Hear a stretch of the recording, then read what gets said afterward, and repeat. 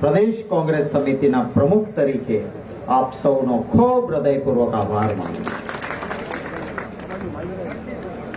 પાટણ એ તો સંતોની ભૂમિ છે. હમણાં અહીંથી આપણી વચ્ચેથી દોલતરામ મહારાજજી ગયા.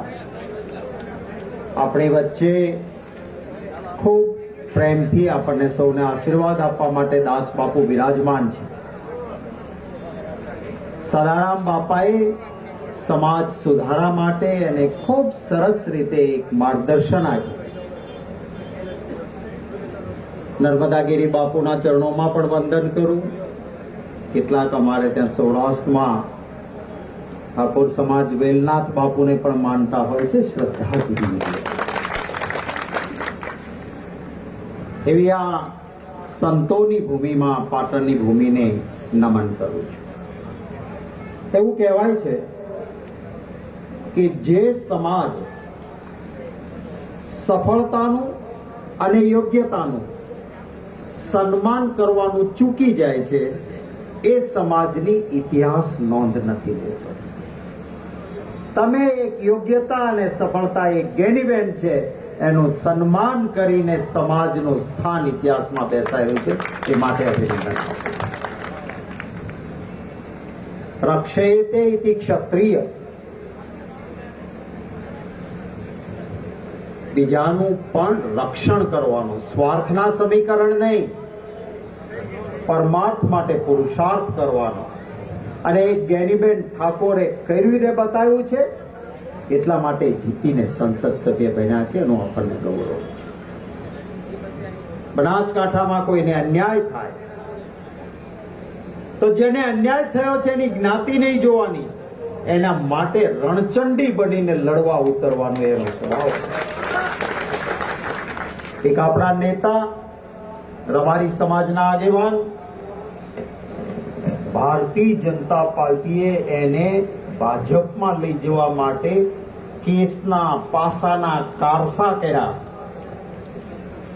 એ આપણા નેતા એ રબારી સમાજના આગેવાની ન ઝૂક્યા અને એના માટે રણચંડી બનીને લડનારા ગેરીબેન ઠાકોર નીકળ્યા.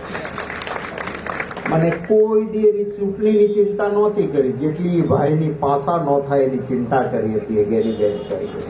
એટલા ફોન કર્યા હતા મને. તમામ સમાજને સાથે લઈને ચાલે, તમામ વર્ગને સાથે લઈને ચાલે અને નબળાનામાં નબળાની પહેલી ચિંતા કરે એ સાચો સમાજ સેવક ગણાય. સંગઠન કેવું હોય? મધપુડા જેવું હોય. મધપુડો હોય છે ને, એમાં કેટલી બધી માખી ભેગી થાય, પણ બધી માખી એક પ્રકારની ન હોય. કેટલીક માખી એવી હોય કે જે ખાલી મીણ પેદા કરે. એનું કામ ખાલી મીણ પેદા કરે, બીજું કઈ ન કરીએ. કેટલીક માખી એવી હોય કે જે દૂર દૂર જઈને સારામાં સારા ફૂલમાંથી રસ ખેંચીને લાવે અને મધપુડા સુધી લઈને આવે. એવી નિષ્ણાત માખીઓ હોય. અને કેટલીક એમાં માખીઓ મધપુડામાં એવી જરૂરી હોય કે કોઈ હળી કરવા આવે ને તો એને ડંખ મારવાની તાકાત રાખે. હે ને બળદેવજીભાઈ? એટલે જ્યારે સંગઠન ભેગું થાય ત્યારે બધા જ એક સરખા ન હોઈ શકે. દરેકની ક્ષમતા જુદી જુદી હોય, પણ એ બધાનું મિલન થાય ત્યારે મધપુડો બને.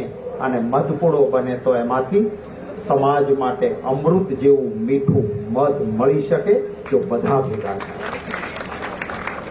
બાકી મધમાખીની જેવું જ એક બીજું ઉડતું ઉડતું જોવા મળે.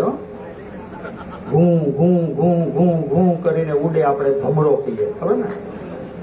એ ભમરો કોઈ દિવસ બધાની ભેગો ન હોય. મધમાખી તો આટલી જ, ઓલો મોટો આવડો મોટો હોય, પણ એ ઘૂં ઘૂં કરીને એકલો ઉડતો હોય ને, એ કોકને ડંખ મારી શકે, એમાંથી ક્યારેય મધ પેદા ના થઈ શકે. એટલે આવા ભમરાઓ હોય છે. એ ભમરાઓથી દૂર રહેવું, કારણ કે એ ડંખ મારે, સમાજને મધ ના આપે. હું કરનારા માણસો